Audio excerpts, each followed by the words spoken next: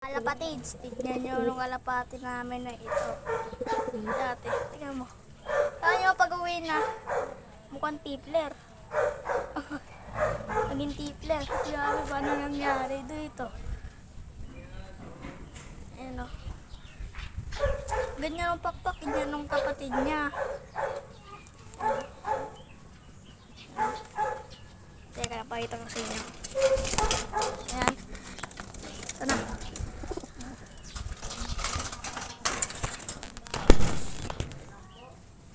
Ito, kambal niya. Hindi ko alam kung babae ito o lalaki.